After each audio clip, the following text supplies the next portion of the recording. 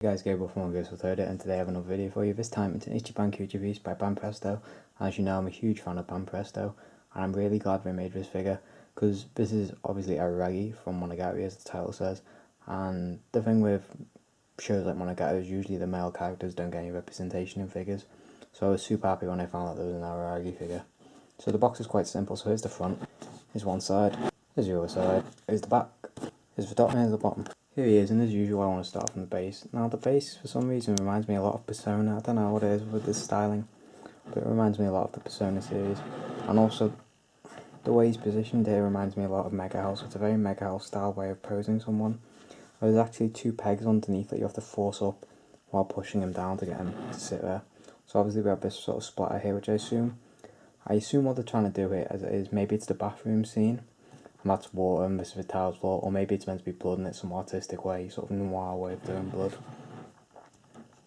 So moving up, Araragi is obviously, he's quite a plain looking guy. There's nothing too outstanding about how he looks, there's nothing sort of quirky or anything, but we have this loose fitting school uniform with some really nice red trim both here and on the collar, really cleanly done, and there's some very subtle shading here in the jacket and the pants.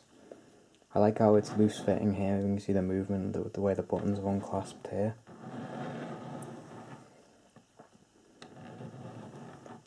Both on this side too, with his little school bag there as well. The pop button to his face, and obviously he has a quite pale complexion. The eye, I think, is very good. It's a good interpretation of how they do it in the anime with that deco. He has quite a sort of, not a look of disdain, but just boredom on his face. That's kind of it for sculpt. It's a really basic sculpt, but it captures him, I think, really well. So height wise, he's standing at about 21.5 centimeters, which is about 8.5 inches. Width is definitely the diameter of his base, which is 10 centimeters, about 4 inches. And the depth will be the same, so 10 centimeters, 4 inches. Here he is on the depth shot by himself. Here he is next to 1/8 Jotaro, and here he is next to 1/6 Jotaro.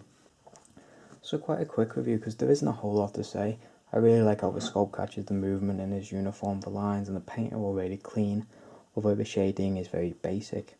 That's sort of the art style of Monogatari. It'd be quite hard to capture that style of art in a figure, but I think they've done a really good job. I like his hair. Obviously they've got his little hair flick there, which obviously they used to sort of show a bit of emotion in him. Again, the sculpt in the hair here is also really good, covering his other eye. Yeah, I've got absolute, and his pale complexion, I've just got no complaints. It's really nice what they made in Araragi figure. Obviously I also really like the base. It's just nice that there was a company out there, you can always trust Banpresto to sort of do the figures, other companies won't. So I'm really happy with an Araragi figure, and I think it's a really decent capturing of him. So I'm really happy to have this piece in my collection.